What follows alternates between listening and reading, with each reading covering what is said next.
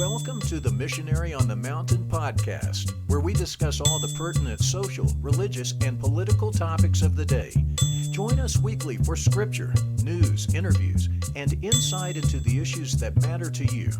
Broadcasting from 8,000 feet deep within the Rocky Mountains of Colorado, consistently conservative and unapologetically Christian. Here is your host, the Missionary on the Mountain, Kenny Easton. Hello everyone, and welcome to the Missionary on the Mountain podcast. I am Kenny Easton, joined today by my lovely wife, Mrs. Jennifer Easton, and today we're going to have a lighthearted, fun episode for you. I hope you had a great Christmas and a great New Year. Today we are talking books. But first, we're going to give you a little preview of what's to come in the next few episodes. In the next few episodes, we're going to talk about Kanye West and his controversial past and whether or not he has actually converted and what that means and whether or not it matters to us as Christians and to the Christianity movement as a whole. We're also going to talk about the crazy incident that Jennifer and I went through recently when we came home to an armed robber here at camp. But we're going to save all that for later episodes. This episode, like I said, we are talking books. So let's get right into the Easton Library.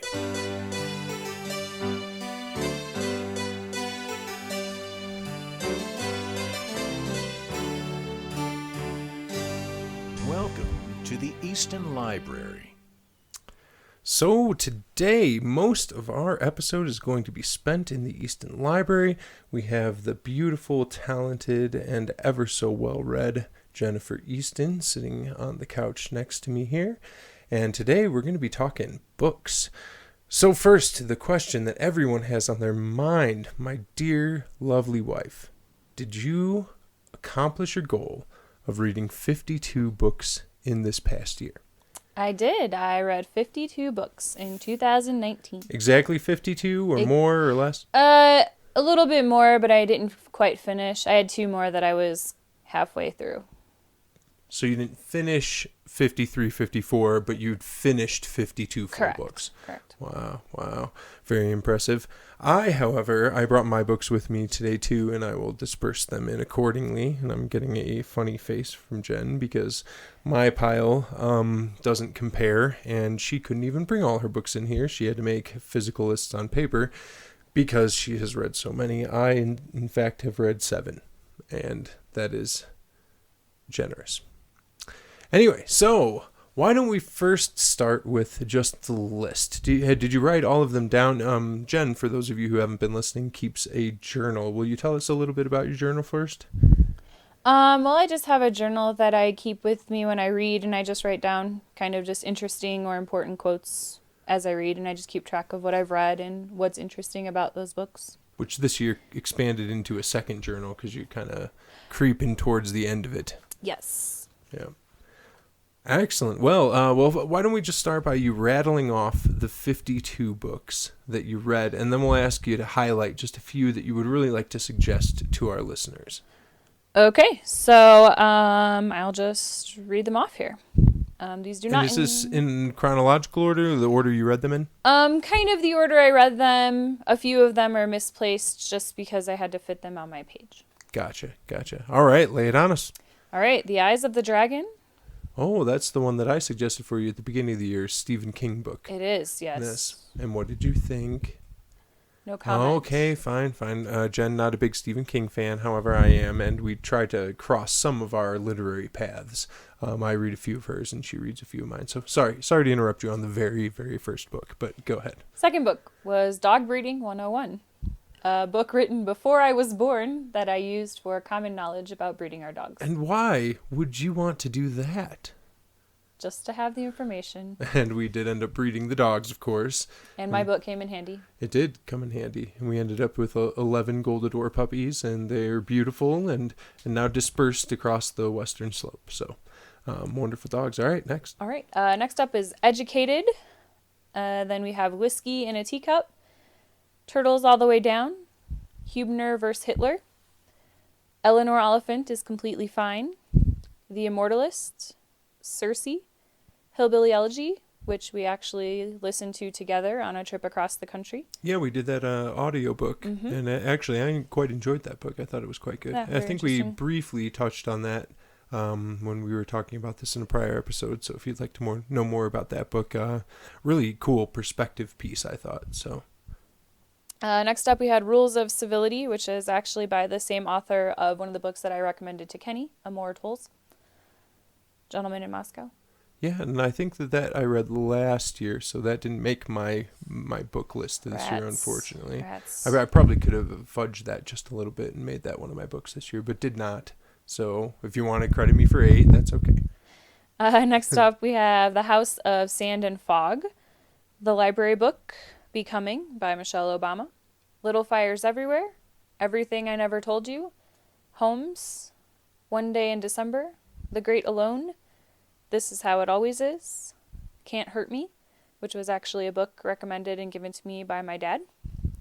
So we also try to do kind of a little reading club every once in a while. And that's the one about the guy who was like a Green Beret, or he was in a the Navy military. SEAL and a Green Beret, and he's wow. one of the only 5 people in the world that have done both trainings. Incredible. Yeah, and he does like Ironman competitions and things to that effect. All those kinds of crazy competitions. Wow. Yeah, that's actually on my list to read this coming year. So, White Oleander, Braving the Wilderness, The Tattooist of Auschwitz, The Tuscan Child. Am I going too fast? No, I think it's fine. I mean, if you want to elaborate on some of them, if there's something you'd like to point out, I will point out that one of Jennifer's favorite genres, if not, well, definitely her favorite genre, is the World War II kind of time period, especially the stories of survival in Germany and things like that are very prominent in the books that Jen reads. So you'll hear a lot of that. A couple of those last 25 were actually books about immigration, and I know that's kind of a hot button issue right now. So if you're looking for something that kind of touches on different aspects of that, Holmes would be a great choice. It's about a young boy who grew up in Syria, who actually went through like 4 or 5 different homes that were all super dangerous, and he and his family were kind of trying to find a way out. And Jen tends to be about as non-political as a person can get, and being a teacher, I think that that's a good thing, but that tends to gravitate her towards books that don't have a certain political bent, but tend to give a historical viewpoint of things, as opposed to a view from any particular perspective. So if you're looking for something that's not slanted by a certain political ideology, then these are probably good things for you to read, whether they're historical fiction or historical narrative. I think Jen provides a very good perspective, which I may not always do. Another one that had an interesting concept. The end of the book got a little crazy, but The House of Sand and Fog was kind of about a house that belonged to a family, and they got a letter in the mail saying that their house was being revoked. Yeah, was that the term?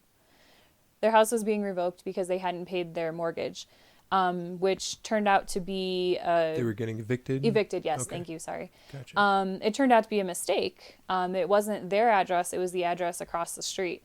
Oh. But the government or the town or whatever went through all these steps, and they made the family leave the house. And then an immigrant family bought the house fair and square from auction, but then it becomes the moral issue of who does the house actually belong to, because the people shouldn't have been evicted in the first place, but the other family bought it fair and square. Another classic government screw up where the people involved, it wasn't their fault in any one way or another, yes. And the government just dropped the ball and they had to figure it out from there. Yeah, They had to figure it out from there, and it was basically just a typo on a paper, which was how the whole thing happened. Wow. Just a wrong address. So those two are good kind of immigration titles. Obviously Can't Hurt Me, which we already talked about a little bit, I would recommend. Just a really good kind of book about dedication and grits. Yeah. Not the food, but like determination. Yes. I knew what you meant. Yes, not grits. Yeah, gotcha. Grit. Yeah, absolutely. Another just kind of interesting, which this is totally out of my genre favorites, but The Immortalists was about 4 brothers and sisters who visited a psychic, and the psychic told them the exact day that they would die. Let me guess, a book club book. Yes, it was a okay. book club book. Usually the ones that are kind of way outside your genre tend to be ones that you read with your friends Yes. at book club. But it was interesting that all four of the siblings lived their life in a totally different way because they knew when they were going to die. And it was just kind of a very interesting perspective to Was try the to... psychic accurate, or is that a spoiler? No, the psychic was accurate. Okay. And it's So, broken but up into 4 sections, so you kind of learn that right away. Gotcha. So the narrative is if the psychic actually was correct and you knew when you would die, here's how you Right, would, it would and affect how the way would you live. you live your life, and you can kind of compare that to people that you know and think about how you would handle that situation if you believe in psychic. Wow. Yeah. Interesting. So that was the first 25.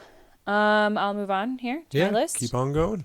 The Women in the Castle, The Immortal Life of Henrietta Lacks, which was super interesting. I didn't know that this woman existed, but this was kind of a nonfiction story about how we got all these cells, or the cells that we kind of do cancer testing and antibody testing and things like that. And they came from this woman whose family had no idea that they were using her cells, but her cells are still living today, and she died in like the 50s. Who was that book by? Rebecca Sloot. Oh, okay. Yeah, that sounds like a fascinating one. It was really interesting, and again, not something I would normally pick up. This wasn't a book club book. I just picked this one up because it looked interesting. Very cool. Another one was Lost Roses, which is definitely a World War II book that kind of continues the story of a past World War II book that I'd read. And the author is planning to write another one based on the great-grandmother's life. And kind of all about women and the resistance of their respective wars that they're involved in. So that's not historical fiction. That one's historical nonfiction, or is it based on true story? True story, but parts of Gotcha. it are fabricated. Excellent. Next up, we have The Subtle Art of Not Caring. Which is an adjusted title. Yes, So if it you're is. actually looking for this, it is got the F word in it. Yes. So- But I don't recommend it unless you can relate to a frat boy who's just rattling off his thoughts on life. Okay, so that one's not making our top 10 list, huh? No, it's not. All right. Next was Autism in Heels, which I highly recommend for anybody who deals with kids or family members who might have autism or just people in the community. It was about a woman who wasn't diagnosed with autism until she was in her 30s. And she didn't understand why she had all of these things that were going on with her, like either socially or throughout school, because when she was younger, they didn't know how to diagnose autism in females. Because there are much different signs, and a lot of the tests that they gave to children revolved around them being boys and wanting to play with trains and cars. Like the ordering of things and blocks being in a certain pattern and things. Right. Which it tends to be a boy thing anyway. It does, but I mean, regardless of autistic spectrum. she would put her dolls in order, but they didn't pay attention to that because she didn't put the train cars in order because she was a girl. So just a really interesting perspective. Wow. Next up, Firefly Lane, which I'll talk about later. Murder on the Orient Express, one of my classics that I threw in there. When was that one written? Because that was a movie 60 years ago, I think it's actually right? been like 2 or 3 movies they've adapted. Well, I mean, the classic movie was black and white. Yeah. I think it was in the 50s, maybe. Maybe. I was thinking the book was written 30s, 40s. It's an That could Agatha be right. Christie novel. So. Yes. Okay, Agatha Christie. Gotcha. Next up, we What'd have... you think? Oh, I liked it. It was a quick read for me. It took me like half day or something. Never read Agatha Christie, so I'm not familiar with her style or his. Very good. Very interesting. Just kind of short. She was one of the original murder mystery writers. Sure. So she, old language, so it's not like modern day language, but Would pretty you put it in the Dickens vernacular, or is it more? A little different than Dickens. Not as difficult to understand for those people who Gotcha. don't read Old English. Gotcha. But it is Old English. Yes, I guess older was my English. question. Yes. Gotcha. Then we have the Radium Girls. So this is a cool one, I thought. Yes. Anyway, so give us just a little bit of background on that story. So the Radium Girls was about the story of the girls who used to work in the factories that produced radium in certain forms. And one of the most interesting, or the most prevalent, I guess, was the girls who would paint the little dial hands on watches using radium. because radium was a new element back then, and they hadn't really tested it to see what the side effects would be. And so all these girls did this, and they would lick their paintbrush with their tongues and then stick it in the radium and then stick it back in their mouths. Like so, you would with the watercolor right, without thinking about it. So they about could get it. a perfect point to make Wow. these teeny tiny watch hand But it dials. was radium. It was radioactive, Right. heavy metal material. Right. So all of a Wow. sudden, like, these girls started having crazy things, like their bones would just fall out, their faces would decay. Oh, no. And they didn't know what it was from until I think like 30, 40 years into it, when Wow. they went to the same doctor, and finally somebody figured out that it was because they all worked in this plant. Unreal. So if you want to hear a slightly depressing but harrowing story about women that were transporting radium and using radium and all these things, that's that's probably a pretty interesting read. Definitely interesting. And all true. So that Wow. wasn't a fiction piece. Crazy. Next was Women Talking, which was actually a new concept about, I want to say it was a Mennonite colony of women in some other country. And they weren't allowed to communicate or talk, and this was about them kind of getting together behind their men folks' backs, because they were being abused, and they were, all kinds of crazy things were happening to them. And this is about how they talked about leaving this colony and if they would be able to survive, and how they would be able to survive having virtually no skills.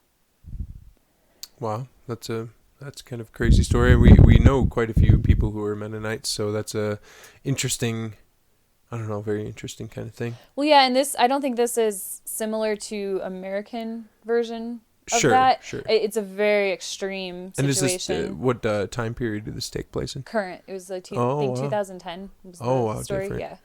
Yeah. Interesting. Next up, we have Girl Wash Your Face, A Fine Balance, My Not So Perfect Life. And you like this one, yes? Yes, I did. Actually, I listened to that one on audio. But it was a cute story taking place in London, so it's just kind of interesting to listen to the different dialects and things. And you don't always gravitate towards the pop culture bestsellers necessarily, but this was one of those. This is one that, I mean, you saw on every Barnes & Noble bookshelf when you walked in or anything like that. Yeah, which it was good. It was cute for what it was, but it was just kind of a fluff book. Yeah. Excellent. Next up, we had The Storyteller's Secret, which was also a really good book, kind of about another woman who lived in, I forget which country she lived in, but she, again, wasn't allowed to learn how to do anything, and she met an American soldier who taught her how to write, and she ended up writing this novel. Wow. Next, we have Daisy Jones and the Six, The Girl You Left Behind, The History of Love, Girl Stop Apologizing, The Water Dancer, which a lot of people loved, but I did not love as much. So one book back, is that the same as Girl Wash Your Face? That's the same author or no? Same author, yes. Oh, okay, gotcha. So Yes. is it a sequel or another kind of self-reflective kind of book? Or what? Yeah, Rachel Hollis wrote those two, and she does a lot of kind of, I guess, not self-help, but just interesting books about how you should live your life, like with Gotcha. purpose. And those are two of those. Philosophy, simple philosophy kind of book. Simple Yeah, philosophy, life more like philosophy, maybe. empowering. Yeah. Gotcha. So that was my 43. I think I talked about the interesting ones there. So we'll move on here to 44, which was The Moment of Lift by Melinda Gates, which I found fascinating because I never really knew much about her. And it was a really interesting book. This is obviously the wife of Bill Gates, but from what you told me, she was a developer before he was. She Correct. was a Yes. computer whiz. She actually was the lead of IBM before she decided to make this crazy jump to work for Microsoft, which is where she met Bill. Wow. Yeah, fascinating story. So if you want a real life kind of, was it an autobiography or was it a biography? A memoir. Oh, okay, memoir. So she wrote it. Correct. Very cool. Yeah, so if you want to know a little bit more about the philanthropic things that the Gate family have done. Yeah, and be I worth a read. love that they're such a philanthropic family, but more than that, she actually takes a hugely active role in the charities that they decide to support. She goes to these different countries and she actually goes into people's homes and talks to them and figures out exactly what they need instead of just throwing money at a situation. She'll look at exactly how they can fix something and what she can do to help. Well, and there's lots of studies, especially recently, I believe, that have shown that the Gates Foundation is one of the most effective foundations because they do things like that. They vet the people that they give their money to pretty extensively, but they give a lot of money. Very generous people. Definitely can't fault them for that. Well, so just the last few more books, right? Oh, yeah, I was going to say the reason I picked it up, too, is because they actually donated to a classroom project of mine. Oh, great. To buy new books for my classroom. So I thought it'd be kind of interesting to read the book. Fantastic, yeah.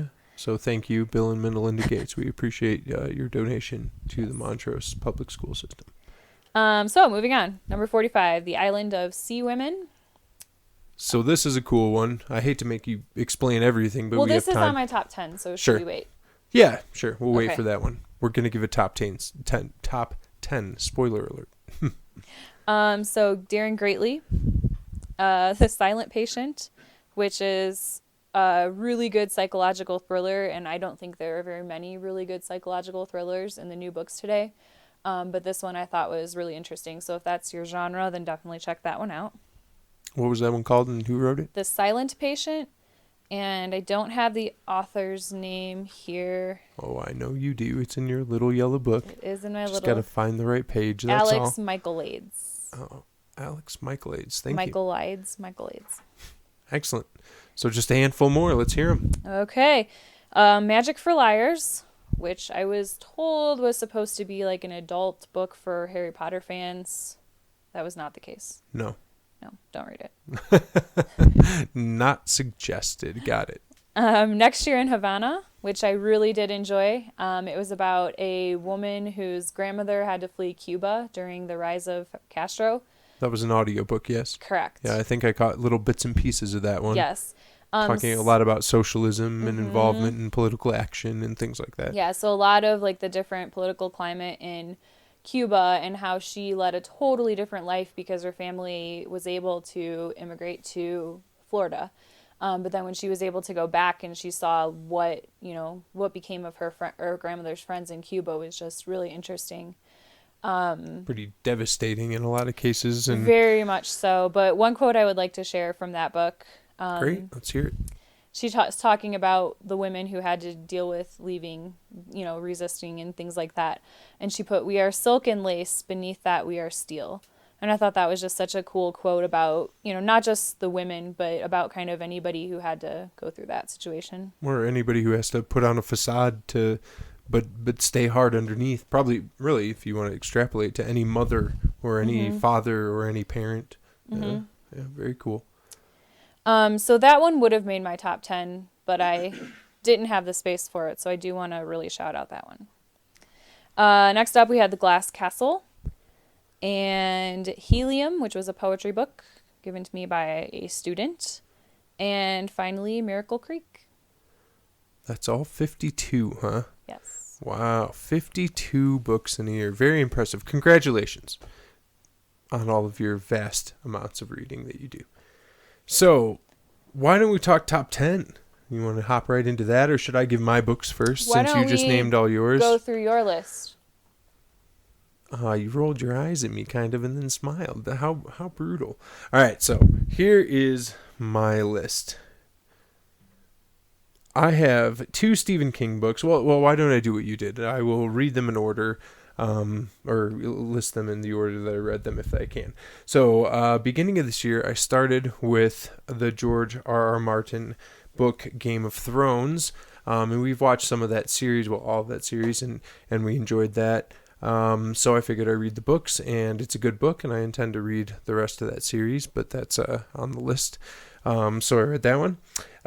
12 Rules for Life, that's Jordan B. Peterson. I really suggest that book. If you want to get a little bit of order to your life, if you want to kind of order your chaos, I think that's a really great book. Jen, you haven't read either one of those, have you?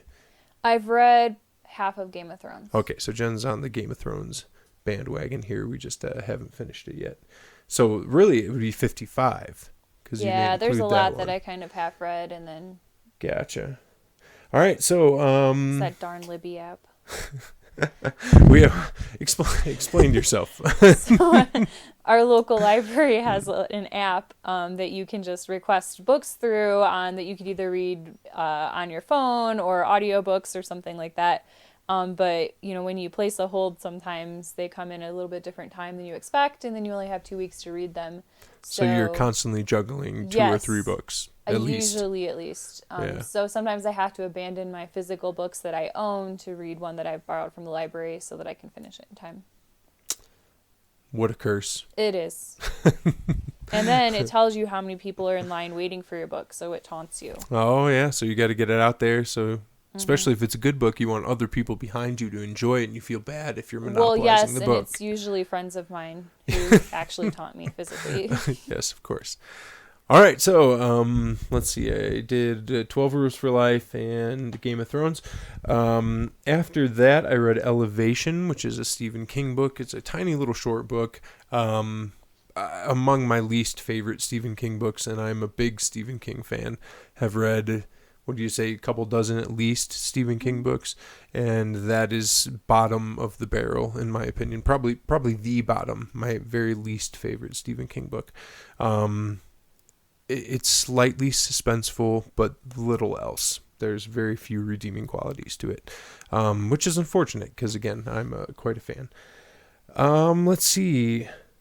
I read after that Rediscovering Americanism, and that is a Mark Levin book. I enjoy his book Liberty and Tyranny, and I've suggested that to some of my friends, so I figured I'd read this book, and this was a much easier, faster read than Liberty and Tyranny, which was very much a philosophy book and not an easy read, a very dense read.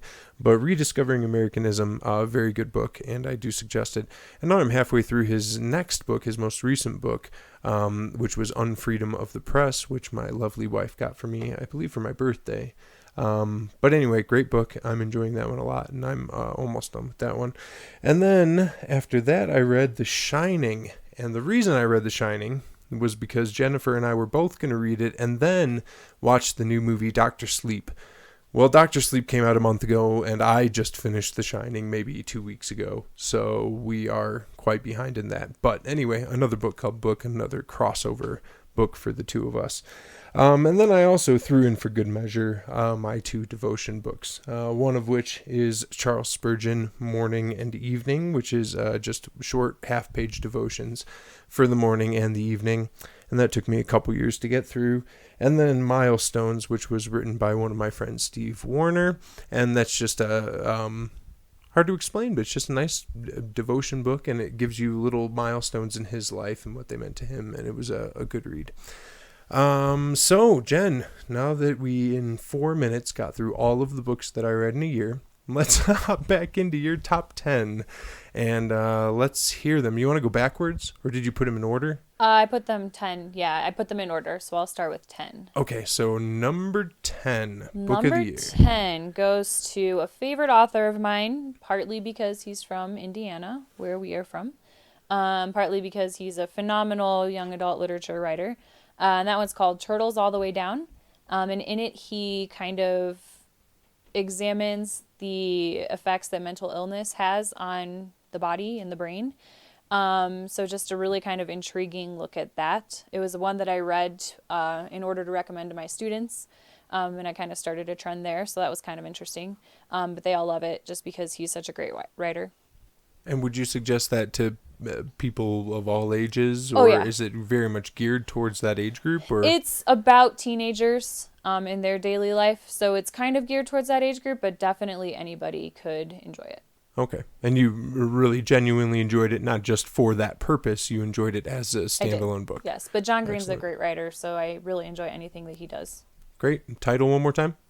Turtles All the Way Down. Turtles All the Way Down. All right, number 9. Eleanor Oliphant is Completely Fine, which, again, is another book just about the woman has OCD, and it's just kind of about how she goes through her life and how she has to deal with that in work. So it's a very similar perspective as a John Green book, but it's geared more towards adults.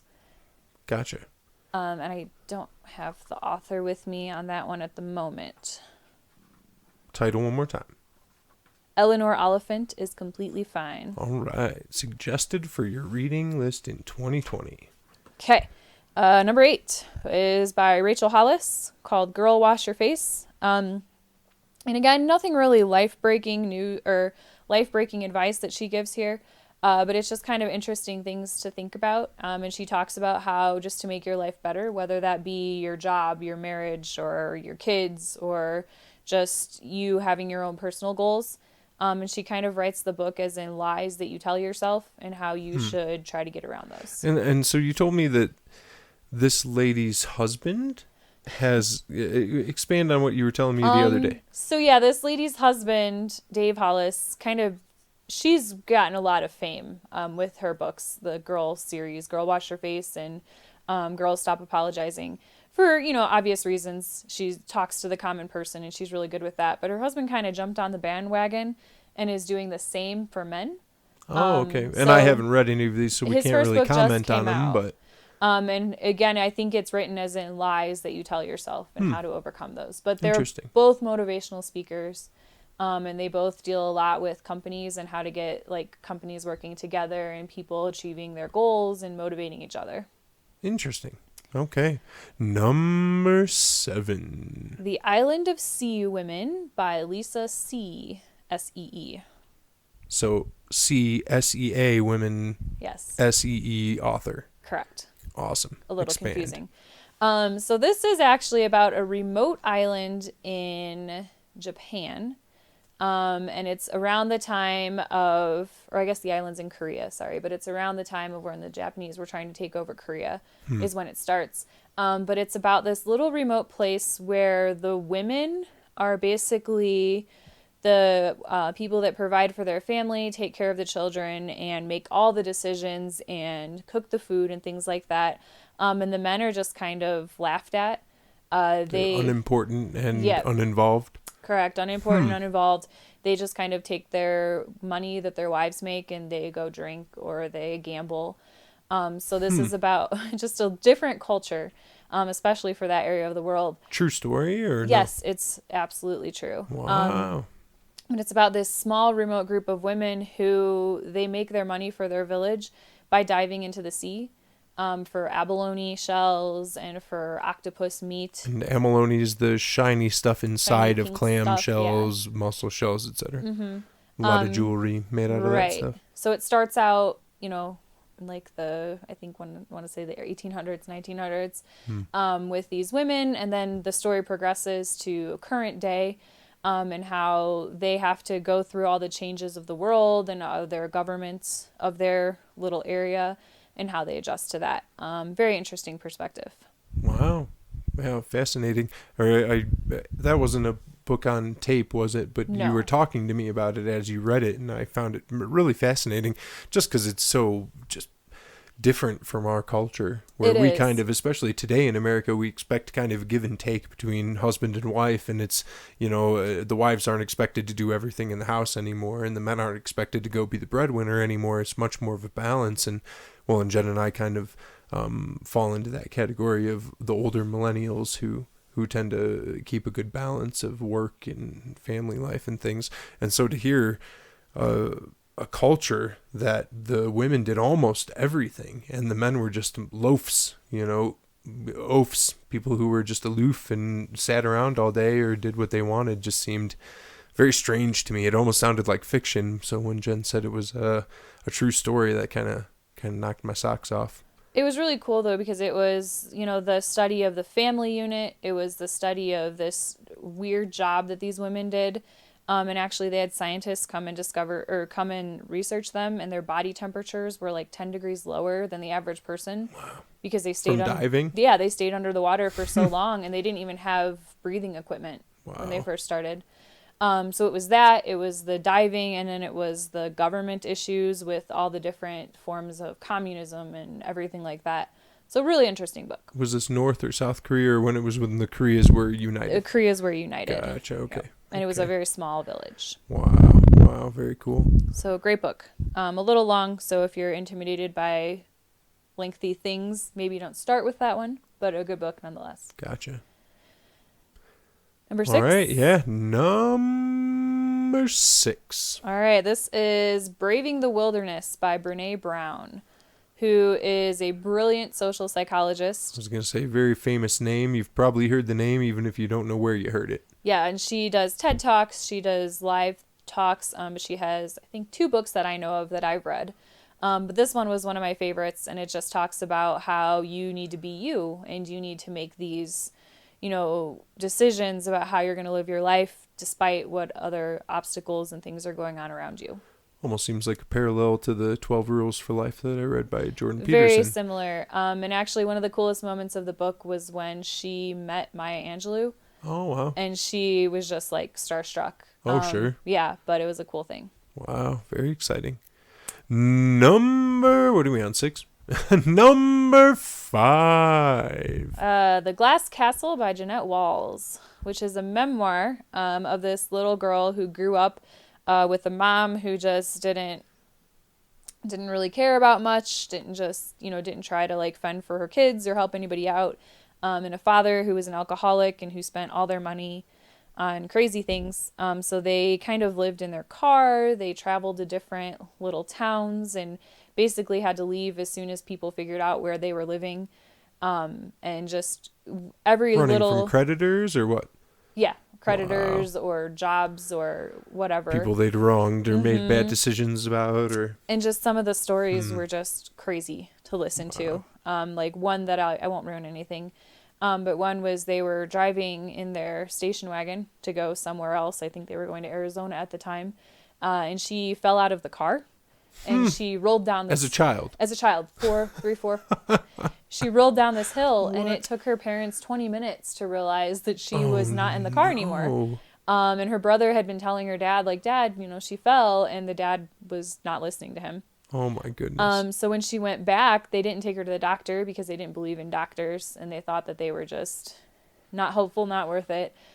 So she just kind of laid still for a long amount of time. But after that, her dad called her Mountain Goat. Wow, because why? She rolled down the hill. How brutal. So just a crazy memoir. Again, another true story that was just like mind-blowing. Wow, again, give us the name and author. The Glass Castle, Jeanette Walls. Wow. Okay, so read that in 2020, The Glass Castle. No wonder it made number 5. Number 4. It was a World War II story called Women in the Castle. And this was about the... World War II, you say? Yes. Oh, fancy that. The aristocratic women of Germany who kind of held down their mansions while their husbands were off fighting in the war. And about the different kind of positions that the women played in the political parties, even though they weren't prominent, but they still kind of hosted the parties and they talked to their husbands' friends. And then after the war, how they had to keep these mansions going and running the house and things like that. Wow. And that's historical fiction? Yes, Okay. Historical fiction. Gotcha. Excellent. Name and author one more time. Again, I don't have the author written down on that one. Sorry, but it's called Women in the Castle. Women in the Castle. All right. So we are on to top 3. Oh, goodness. Do we want to do something special for top 3? Should I give a drum roll? I don't know. Top 3. Number 3. All right. Number 3 was called Firefly Lane by one of my favorite authors, Kristen Hanna. And she normally writes historical fiction, but this book was just a beautiful story about the friendship of these 2 girls who grew up together on Firefly Lane. They kind of had 2... So just fiction, not necessarily set any in particular time period. Right. Well, it was, I think 70s to 2000s. Yeah, but not relevant to that time No, not period. relevant to a time period. Just a story about these 2 girls who were best friends and how one came from an abandoned home situation and lived with her aunt, and the other one had a very caring, loving family, and how those 2 kind of intermingled and how they stayed friends their whole entire life. Wow. And I don't often cry during books, but I cried like 5 times during this book. Aw. So what did you love about it? What made you cry? Just the beautiful story about the friends and about the family and just how they intertwined and how they were dedicated to each other, even though they made totally different life choices and their lives went in totally different directions, but they're still best friends at the heart of it. So did this strike you because of friendships you've had in the past? Like, we Not won't use names, but like necessarily. your maid of honor who you've been close with your whole life and still are? Not necessarily, just very beautifully written. Hmm. Just very interesting concept. Touching relationship Yeah, stories. and I read the interview with her after, and she said that so many people write these touching stories about romantic relationships, but she wanted to write one about the relationships that we have with our friends. Great. One more time. Well, I have a quote here from it. Oh, great. Sure. Okay. So it's called Firefly Lane by Kristen Hanna, and this is one of my top quotes. Love, family, laughter. That's what you remember when it's all said and done. For so much of life, I thought I didn't do enough or want enough. I had everything I ever wanted. Love. I love it. Very good. All right, number 2. All right, number 2 is Educated by Tara Westover. So this is a fascinating book, so give us a good little synopsis of this one. Okay, so this one is one of the first books that I read this year. And it's about this woman who was brought up actually not too long before I was. I think she's 35 and I'm 31. But in this remote area of Iowa where her father was, I guess you call them like a prepper. Like a hardcore prepper. Like a hardcore prepper. He didn't trust the government. He didn't trust anybody outside of his family. So he, removed his kids from the school system. He basically had them stay in their house, and kind of, he was a Mormon too. So he also had that religious aspect of it. So a hardcore prepper, reclusive Mormon. Yes. Gotcha. And I think they had 5 kids. Okay. But basically he said they didn't need an education. So he educated them at home, which was nothing like what they should have been receiving. And just again, the crazy instance that she went through that you're just thinking, oh my gosh, how is this boy or this girl still alive? And how she was kind of, I guess, brainwashed into thinking that that was the only way of life. But then finally she decided that she wanted a different life. So she decided to start applying to school. So she taught herself advanced calculus. And she taught herself all of these things, and she ended up going to Yale and Cambridge. Wow. And graduating with honors because she kind of taught herself, and she decided that it was a time for a different life for her. Wow. It's amazing to see that kind of resolve in people that had literally nothing growing up. Right. Really just crazy stuff that happened. A lot of different events that you just can't believe they would happen in real life. Sure. And for me, I think it was so interesting because it was happening when I was a kid. Yeah. She's the same age as I am. Wow. But Makes then you grateful to be born in the household you were born in. right, Yeah, and not too far from where absolutely. we grew up, in Iowa. Wow. But then I guess after I read the book, I did some research, and her father actually came out in an interview and said that everything she wrote about in her book was a lie, and that none of it was true. So it was just kind of, the story continuing on. Interesting. And that was not solved to this day? No, They're just feuding? I guess they're still feuding. Wow. And her family actually owns a pretty popular essential oil company, which her mom talked about because her mom was kind of the midwife / apothecary. Wow. Wow, so strange. Educated, so that's one people should definitely read in this upcoming year if Absolutely. you've not already read it. Educated by Tara Westover, and here's a quote. Given the choice between seeing an evil socialist doctor and admitting to my boyfriend that I believed doctors were evil socialists, I chose to see the doctor. Fun quote, like it. Very good. All right, that brings us to the number 1 book on Jen's list that she read out of these 52 books. Number 1 is... The Library Book by Susan Orlean. The Library Book. Let's hear it. All right, so just a beautiful story about the history of libraries, and especially kind of emphasizing on the Los Angeles Public Library when it burned down. And just kind of, I really related to all the beautiful things the ways that she talked about books and how libraries played such a huge role in her life. And just the same thing with books. It was just a very beautiful work that I really enjoyed. Great, great. Excellent. So that was the 52 along with your top 10. Do you have a quote from that one you wanted to read? Yeah, I actually have a couple quotes here. So, a book feels like a thing alive in this moment, and also alive in a continuum from the moment it sprang off the printing press. A lifeline that continues as someone sits with it and marvels over it. Once words and thoughts are poured into them, books take on a kind of human vitality. Wow, I like it. Very good. And then my last quote from this one. A library is a place to soften solitude, a place where you feel part of a conversation that has gone on for hundreds and hundreds of years, even when you're all alone.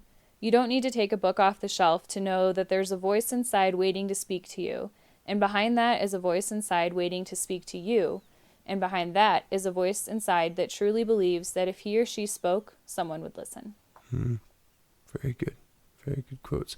So let's talk a little bit about what it was like to read that many books in a year. Did you feel pressed at all, or did it come pretty naturally, you think? I didn't feel pressed at all. It was pretty natural. Yeah. And you say that's kind of your normal pace? I know you're a reading teacher, obviously. So. Yeah, it was kind of my normal pace. Yeah, I did kind of, when I would do a little quick count and realize that I was one or two behind, I'd kind of kick it up into high gear. But other than that, I didn't really feel pressured. Is that where the poetry book came in? Just kidding. No. Obviously, you were reading that for a student. Yeah. Which begs another question. Is that pretty typical that you are reading a book that a student suggested to you just to kind of, I don't know, read something that they want you to read or what? Yeah, I mean, kids always give me books on my desk that they want me to read so that I can talk about it with them. So the strangest one that's been put on your desk, whether you read it or not. What's the oddest book that you've been asked to read by a student? This was a couple years ago when I taught high school, but it was called The Island. And a student gave it to me, and she's like, "Oh, this is a really good book." So I started reading it, and it was just crazy events happening in it, and I was that's actually shocked. A movie, I think. Yeah, it was kind of a murder / futuristic. Yeah, okay. And it was just not something I was interested in. But I read it so that I could talk to the student about it. Gotcha. Excellent. And so, are you going to do it again this year, 2020? I don't think think read I'll 52 more, or are you not going to keep track? make a goal, but I'll keep track and probably shoot for a similar thing. Still going to keep the diary and keep track of things. Book journal, but yes. Book diary, book journal. Splitting hairs at this point, I feel like. Good. Well, I'm glad you made your goals, and it's been fun keeping up with you and getting some of these books for our audience members to read this coming year. So if you read some of these books and you'd like to comment below on either this podcast or on YouTube, feel free to do so and let Jen know what you're reading. And we will definitely keep up with Jen this year on more Easton Library segments. So, Jennifer, thank you for coming up and talking books with us today. Thanks, Kenny. Hopefully next year you have more to contribute. Oh, brutal, Jen, brutal. Yeah, I hope so too. I do love to read, but I just tend not to read as fast or as much as Jen does. And but we're glad that Jen's here to fill us in on all of the latest novels and things. So go check out those books that Jen was just talking about, and we will see you next time. Jennifer, thank you for coming. Thanks. All right, so before we go here, I want to read to you just a couple quotes that I have. Well, a couple of these we read. Jen and I both working on George R.R. Martin books. One that I finished and Jen's working on, but this is from George R.R. Martin.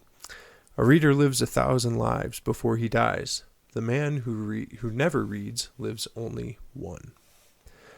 This next one from one of Jennifer's favorite authors. Until I feared I would lose it, I never loved to read. One does not love breathing. That's by Harper Lee. Then we also have from Lemony Snicket, never trust anyone who has not brought a book with them. This one by Groucho Marx. This is one of my favorites. I find television very educating. Every time somebody turns on the set, I go into the other room and read a book. And then finally, this one from C.S. Lewis. Reading is essential for those who seek to rise above the ordinary. Oh, sorry, that one's by Jin Rohn. This final one from C.S. Lewis. You can never get a cup of tea large enough or a book long enough to suit me. Again, C.S. Lewis. And then this one from Harper Lee. The book to read is not the one that thinks for you, but the one which makes you think. That again, Harper Lee. And that particular one is from Jennifer. So, that is our words of wisdom for the day.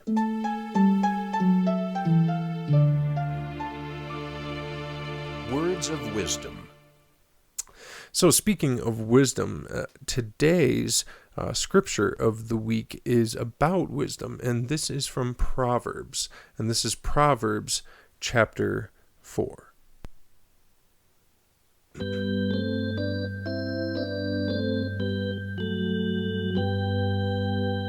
Scripture of the week.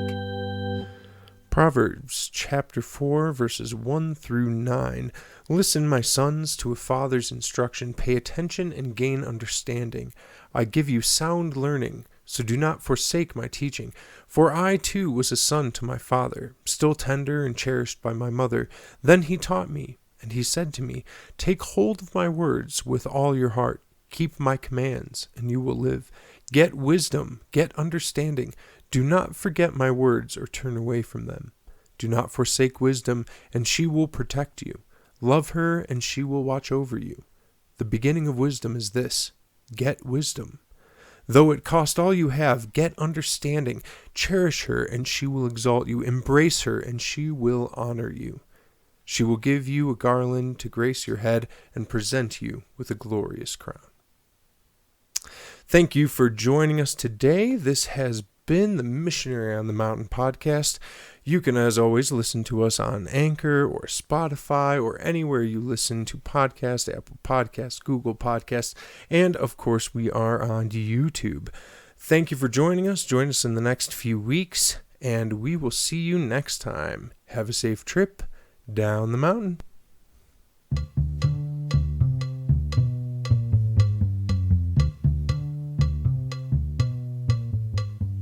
The Missionary on the Mountain podcast is not affiliated with or supported by In Faith or any other mission or organization. We are not funded by nor beholden to anyone but our listeners. All words and opinions expressed on the show are solely those of the individuals expressing them. Find us on YouTube, social media, and your favorite podcast listening platform. Join us next week, and thanks for tuning in to the Missionary on the Mountain podcast.